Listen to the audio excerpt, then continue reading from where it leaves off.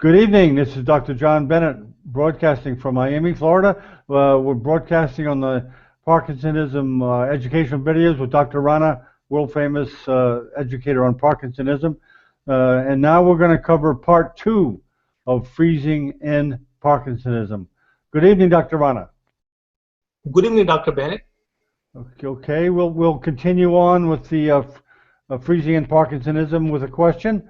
How do you take a history to assess the freezing in Parkinsonism?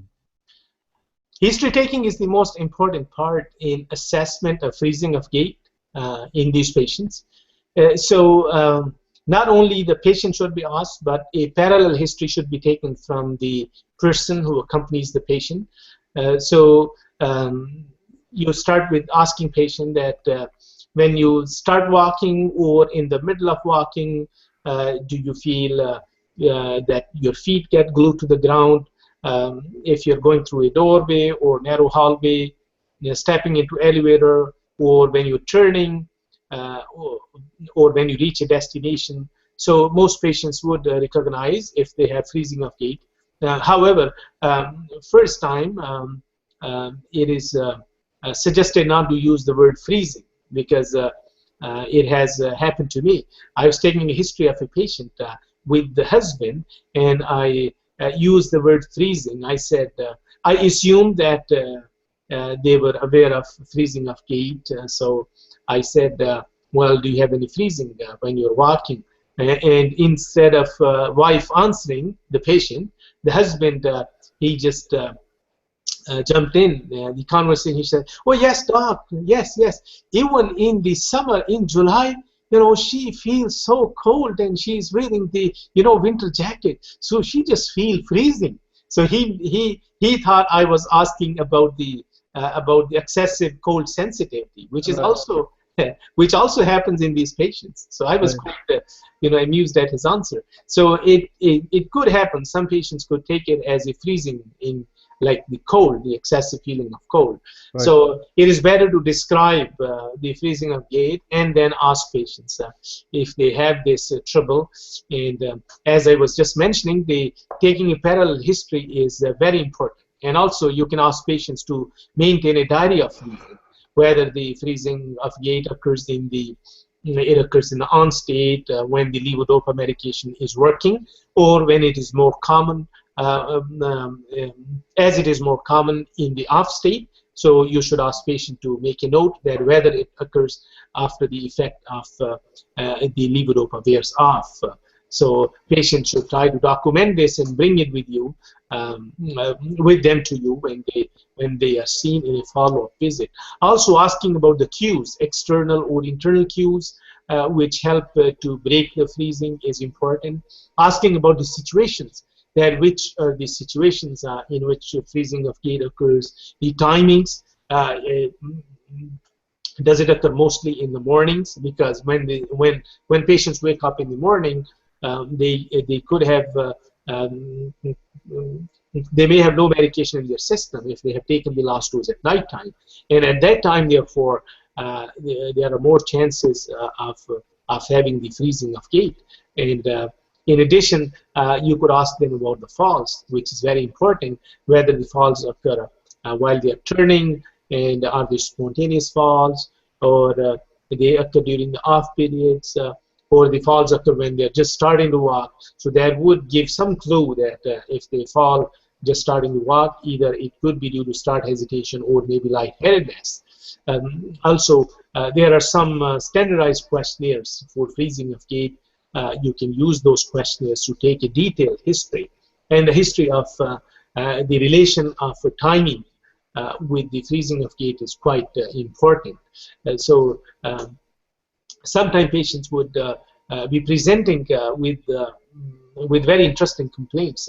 Like I had a patient, the cause of referral, the reason of referral was elevator phobia. So I was I thought it's a phobia of narrow spaces, because some patients have the phobia to go into tight and narrow spaces, like the phobia of heights, etc. So I thought it could be, it's like a more of a psychiatric kind of condition, and So when I asked the patient about the elevator phobia, so she said, well, no, I'm not, I'm not claustrophobic, or I don't feel any problem once I step into elevator. But when I try to go into elevator, just my feet don't, lift off from the ground. They kind of get stuck.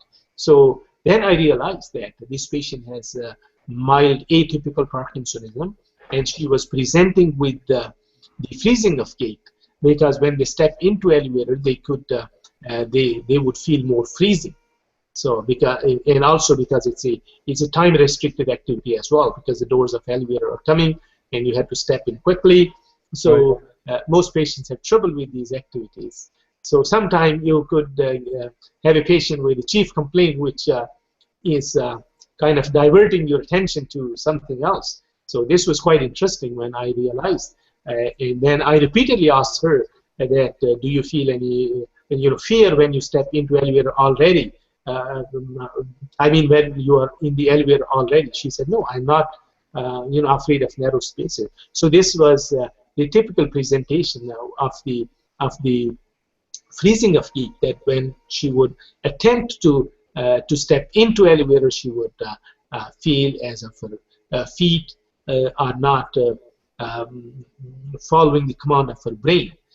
So when you examine these patients, so then you should also examine these patients in both on and off state as well. How do you do a quick exam for freezing? For freezing of gait, the patient should be examined while walking. Like when you're interviewing them, they are usually sitting in a deep seated chair. So when they stand up, so you see that when they stand up and start walking, just before start walking, you can look at them if they freeze, if they have any start hesitation.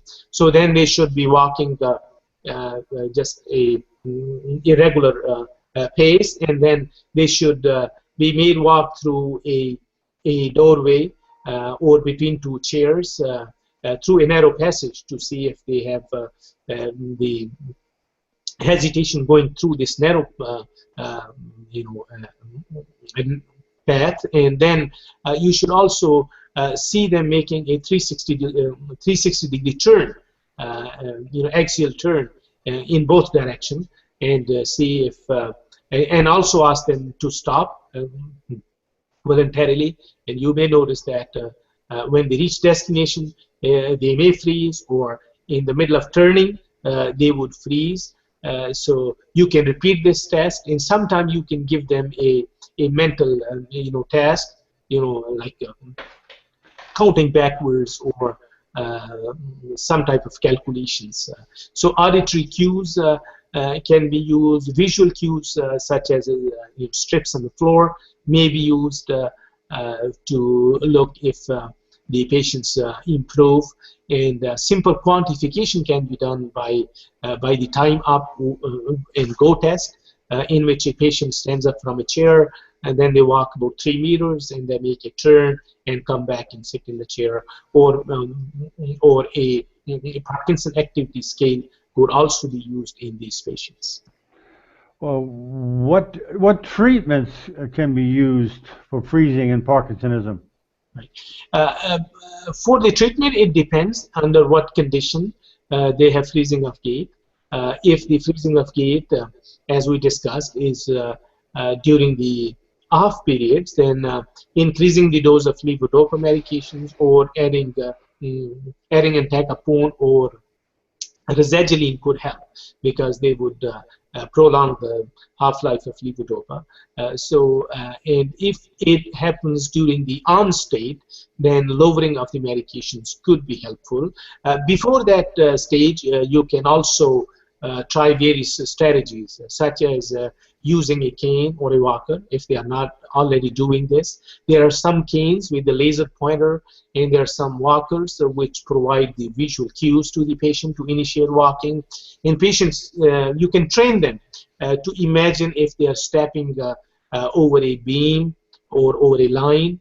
And assessment of a physiotherapist is also helpful because they spend a good amount of time training patients, learning the visual cues, and also they can advise what type of walker is best for patients. Canes usually don't help.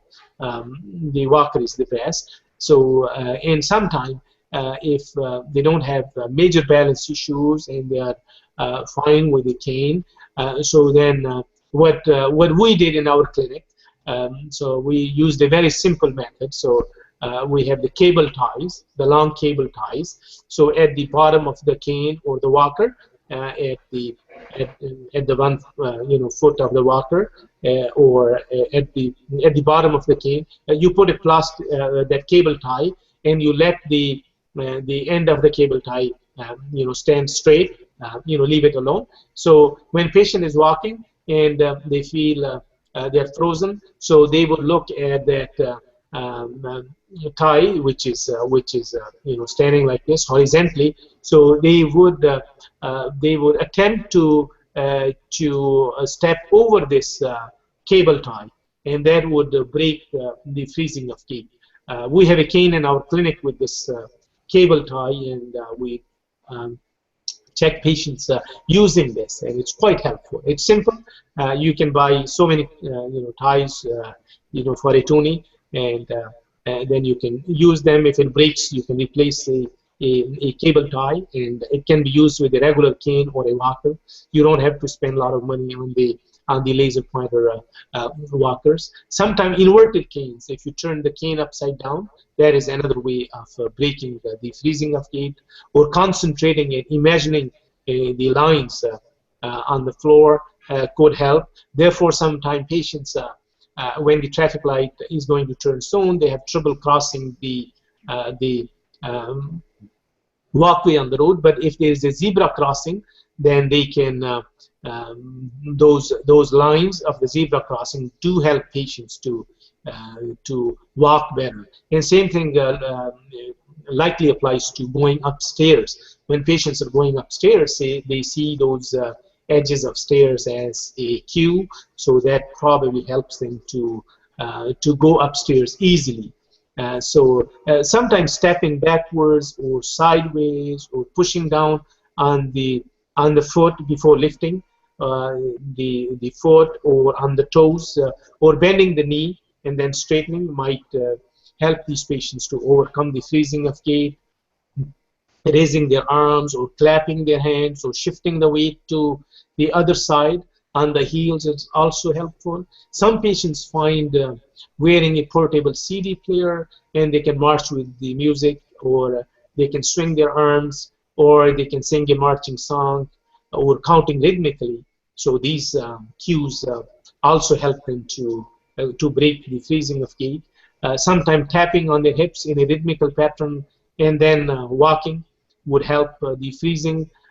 Patients should avoid the deep-seated chairs, because from deep-seated chair it will be difficult to stand up, or from couches, and it would make the freezing worse. So sometimes if they're sitting on a chair, they should first try to move towards the edge of the chair before they stand up, and then they should lean forward, and then they can place the hands on the arms of the chair, and they could put some pressure on their feet on the ground, and pushing forward would help them to stand up from a chair, and that would help to break the freezing. And there are some chairs which are adjustable, and you can use the chairs with the motorized seats. You can push the button and it will bring you forward, so it would help you to stand up quickly.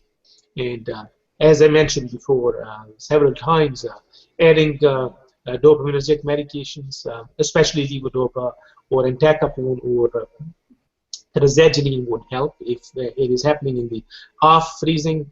And dopamine agonists, indeed, according to some reports, they could worsen the freezing of gait. The exact etiology is not known, but it could happen in some cases.